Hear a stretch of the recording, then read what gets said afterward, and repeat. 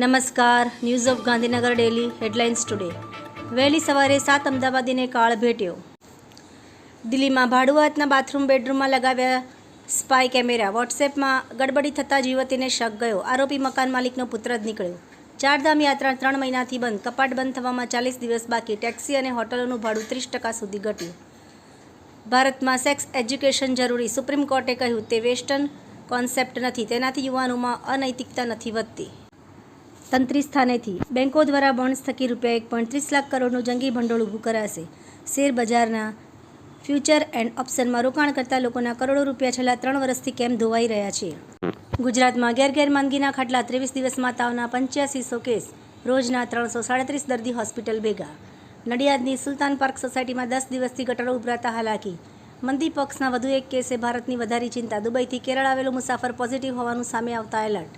સાબરકાંઠા અરવલ્લી જિલ્લા શાખા ઈડરનો વિશિષ્ટ સિદ્ધ પ્રાપ્ત કરનાર વિદ્યાર્થી શ્રેષ્ઠ શિક્ષકો તથા સંસ્થાના નિવૃત્ત કર્મચારીઓને સન્માનનો ત્રિવિધ સન્માન સમારંભનું આયોજન. ચાઇનીઝ કોથમીર, આદુ, મીઠો લીમડો અને દાંતણ બજારમાં ક્યારે આવશે? જાણવા જેવું. ભરત વૈષ્ણવ. એનોજી સાહિત્ય સરિતા ગ્રુપ. વિષય સનાતન ધર્મમાં જાતિવાદના ભેદભરમ. એના ઉપર સાહિત્ય સર્જકોની ખૂબ જ સુંદર સ્વરચિત રચનાઓ. સરકારી પ્રાથમિક શાળામાં અભ્યાસ કરતા વિદ્યાર્થીઓ માટે શિષ્યવૃત્તિ મેળવવા 7 કોઠા વિંધવા જેવું કઠિન કામ. મુખ્યમંત્રી શ્રી ભૂપેન્દ્રભાઈ પટેલના હસ્તે ₹633 કરોડના ખર્ચે નિર્મિત જૂથ પાણી પુરવઠા યોજનાઓનું લોકાર્પણ કરાશે. ડાંગ જિલ્લાની મુલાકાતે પધારશે રાજ્યપાલ શ્રી આચાર્ય દેવવ્રતજી.